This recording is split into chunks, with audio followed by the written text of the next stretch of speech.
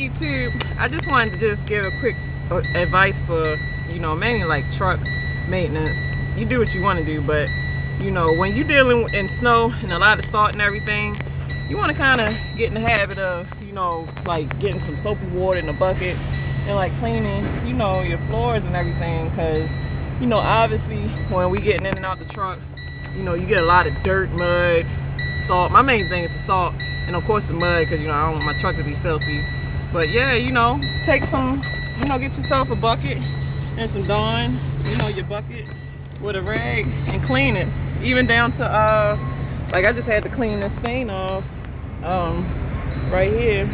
I just had to clean this off, because a lot of times when you fuel, it'll leave really bad fuel stains. And if you don't really, at least get a truck wash or wipe it off before you get one, that stain can pretty much sit into the paint. So that's why half these truckers that probably don't care or maybe lazy or whatever, they be riding around their trucks looking raggedy. So, like I said, anything I have, I'm gonna do my best to upkeep it. So, I notice those are the main things that can even wear and tear real quick. It's the floorboards, where you feel that if you're not washing like that. I mean, just a lot of places. Like, I'm about to do the ELD books with y'all real quick, but shoot, I'm about to blow this truck out while I'm getting unloaded and just clean. Like, use the free time you got, to straighten your truck up, because this is home away from home, especially if you OTR. So if you OTR, take pride in your house. This might not be a huge house, but it's your house, so take pride in it. So I'm gonna pause y'all real quick while I get the book, and I'll be right back. All right, I'm back. All right, so we are on page 10 of the book, and page 10 starts with, is there, all right, first of all, we're about to finish covering the ELD book. So we're about to finish covering the HOS handbook, and we're on page 10 from the first video. So page 10 is there an exception? If you are subject to the standard HOS limits, you can sometimes exceed those limits, at least temporarily. If you qualify for one or more of the exceptions listed below, two or more exceptions may sometimes be combined if you fully comply with all the conditions of each one, unless prohibited in the regulation. This is only a summary of the conditions that must be met before you can use an exception. Turn to the reference page for more details. All right, so I always try to show y'all these pages, but I don't be knowing if it be showing right. So let's see. So we're going to talk about the 10-hour on off duty and the 11-hour driving rule. All right, so let's start. So property carrying vehicles. So obviously that's like, what we do, over the road truckers that carry cargo. All right, so 10-hour off duty rule. Sleeper berth.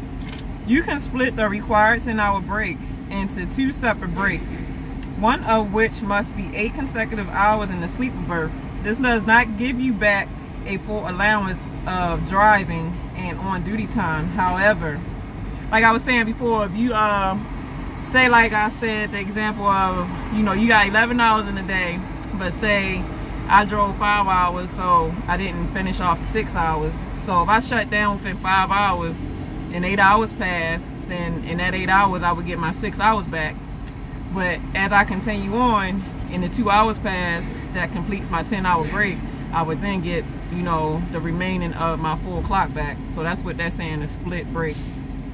All right, other sleeper berth or sleeping accommodations at a natural gas or oil well site, local retail store deliveries in December, transportation to or from a motion picture production site. So I guess that's to say you get full allowance of driving on duty time. However, that's talking about others. All right, so now we're going to talk about the 11-hour driving rule. Adverse conditions for the 11-hour driving rule. You can drive for up to 13 hours within a 14-hour window if you unexpectedly run into adverse driving conditions, not including a parking shortage, breakdowns, or loading, unloading delays. I guess it's just for emergencies local retail store deliveries, Alaska drivers. So you can drive up to 13 hours only in adverse conditions, which they saying it includes parking, not including parking shortage, breakdowns, loading or unloading delays. So that's what it don't include. So I guess adverse conditions is like safety, bad weather, things like that. So I guess when I was saying if you can't find, no, because if you can't find, the key word is safe. If you can't find safe parking, then your safety is #1 over any of this crap. So yeah. All right, we going to the next page. Now I'm gonna try to cover up until I'm gonna try to finish the rest of this chapter off so that we can start chapter 2. So all right, now we're about to talk about the 14-hour rule. So let me try to show y'all that.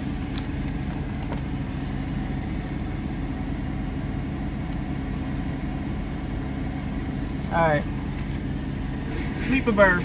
You can extend the 14-hour limit by spending at least 8 consecutive hours in the sleeper berth, plus optionally up to 2 hours riding in a passenger seat on a moving CMV. Short hauls. You can exceed the 14-hour limit by 2 hours once per week if you have returned to your normal work reporting location on the last 5 work days, are released from duty at that location within 16 hours after coming on duty, and have not used this exception within the past 6 consecutive days, unless you had a valid 34-hour restart. So if you do your 34-hour restart, a lot of these rules kind of just start over again. So local non-CDL drivers. If you stay within 150 miles radius and return to base each day, you can exceed the 14-hour limit by up to 2 hours twice in a 7-day consecutive day. So you can only go over your clock twice a week, is what this is saying. It's for adverse driving conditions only. So oil well servicing. If you are a specially trained driver of a CMV which is specially constructed to service oil wells, you can exclude your waiting time at a natural gas or oil well site from the 14-hour calculation if you keep track of that waiting time. So I guess if you drive like oil trucks, you know, you specially trained to drive it, then you can exclude your waiting time at the natural gas or oil well site, you know, from off the 14 hours. High rail vehicle. If you drive an internal rail flaw detection vehicle equipped with flange high rails, you can exclude from the 14-hour calculation transportation to or from a duty assignment if it does not exceed 2 hours per calendar day or 30 hours per calendar month, and is fully accounted for in company records. I don't really get that one, so I can't speak on that. Alright, so we already talked about 30-minute break, so some of this stuff is repeating itself. Alright, now we're about to talk about the 60-70 hour on-duty rule. 34-hour restart. You can restart your weekly on-duty calculation if you take a valid break of at least 34 consecutive hours off duty and or in a sleeper berth. And you can do a 24-hour restart. You can restart your weekly on-duty calculations with 24-hour consecutive hours off if you transport construction material, equipment, drive a groundwater, well drilling rig, or drive an oil field equipment servicing vehicle. I've never heard of that one for a 24-hour restart. Let me read that so I can understand myself.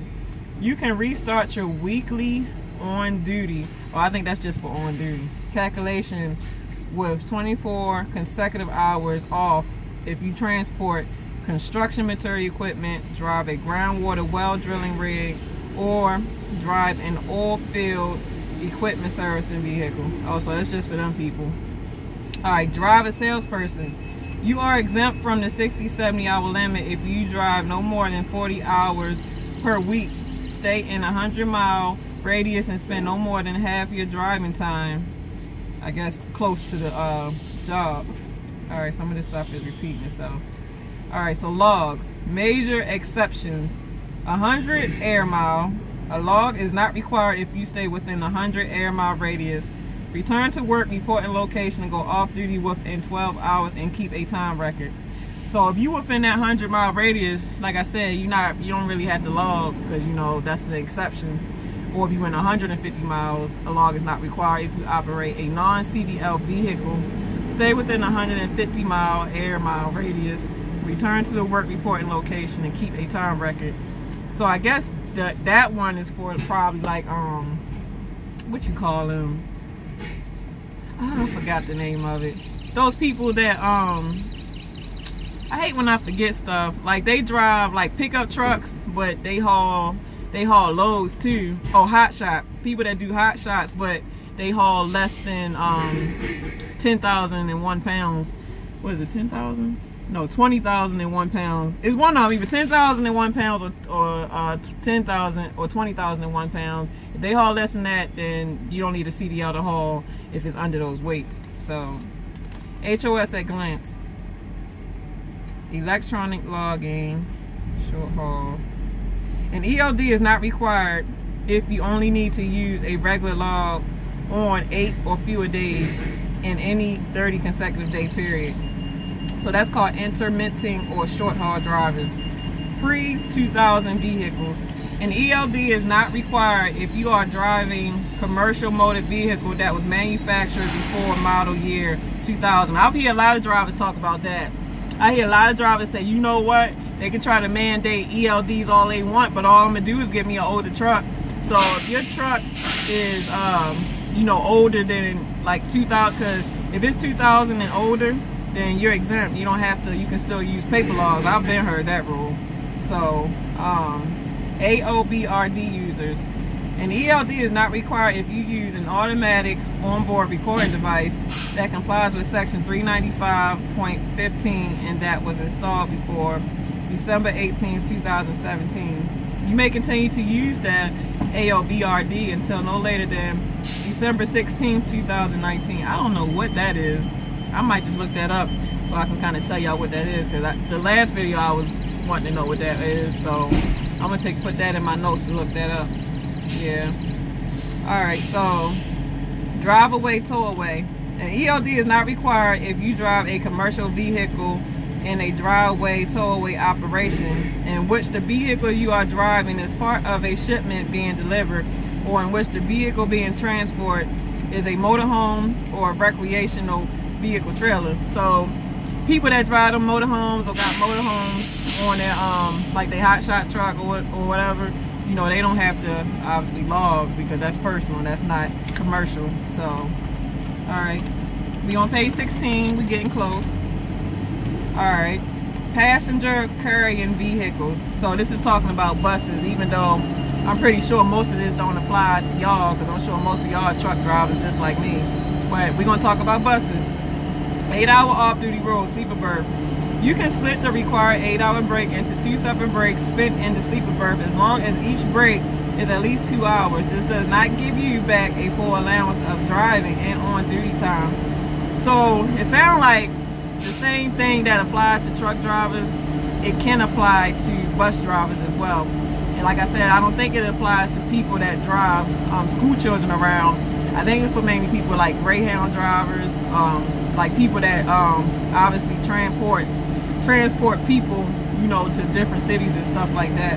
So the 10-hour driving rule, adverse conditions. You can drive for up to 12 hours, but not after the 15th on-duty hour if you unexpectedly run into adverse driving conditions, not including a parking shortage, breakdowns, or loading or unloading delays.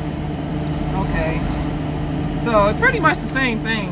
So whoever that these e-logs apply to, for the most part, probably one little simple difference. Most of the rules pretty much go across the board unless you exempt. So like I said, a lot of this stuff is repeating itself.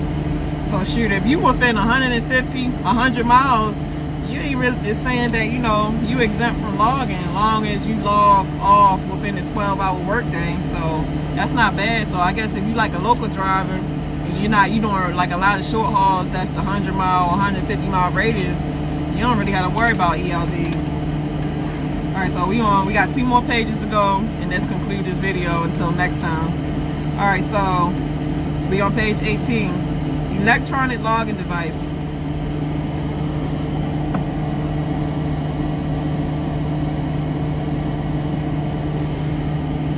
Intermittent or short haul drivers. Okay, this is repeating itself. Yeah, I read this. So like I said, if your vehicle is older than a 2000, year 2000, you're exempt. If you're doing short hauls, you're exempt. If you like a tow truck driver, you're exempt. If you got that AOBRD, whatever that is, you're exempt. So, all right, we're on the final page of page 19. All right, who has to come? Oh, this is chapter. All right, so this is chapter 2. So we're done for the first chapter.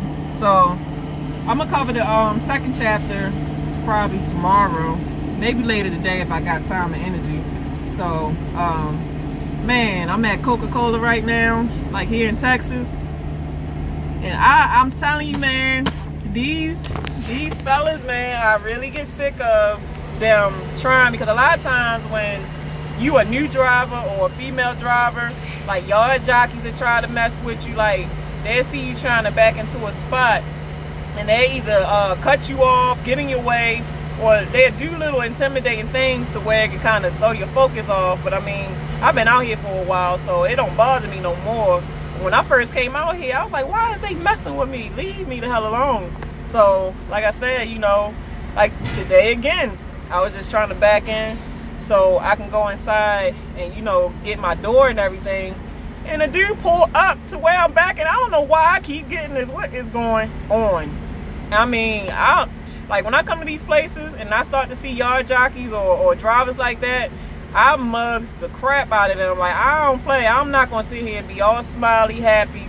I give them a look like, man, you say something wrong to me, you gonna get some very choice words. And if you mess with me, don't think I won't get physical with you, because I will. I ain't out here playing these type of games. I'm here to make the same type of money you here to make. So don't you sit here and make my job no harder than your job gotta be. So either get the hell out my way or get the hell out my face. I ain't got time for none of this. So, all right, y'all. I'll be getting back with y'all in a little bit. So I'm gonna just prepare y'all. Like I told y'all before, just keep me 100 trucking. So if I feel like, you know, I want to talk about something, I'm gonna talk about it. And one of the next topics that, you know, I was debating on talking about is sexual frustration out here. Now the next video that I'm gonna put out about sexual frustration, perverts, don't come at me. Don't say nothing stupid. Don't do nothing crazy, because I am not for it. I'm just pretty much giving my testimony of what we deal with as truckers out here. And I don't see a lot of truck drivers talk about sexual frustration out here, because obviously if you out here by yourself and you know you ain't got your spouse with you, or you just single and ain't got nobody, period, and you human and you healthy and got a sex drive, you know, you can't tell me frustration don't cross your mind. Like, dang, I need to fix this, I need some. So yeah, like that, this topic ain't to be trying to, you know, get nobody, because the minute any of you dudes leave a disgusting message, trust and believe you will be blocked and deleted and whatever. I'm not dealing with that. I just want to talk about what I got to talk about, and hopefully I inspire and try to give people insight on this field, and that's all I'm on here for, no more, no less. And I love everybody. So time is of the essence, you know, let's love each other, not judge each other. Can we do that?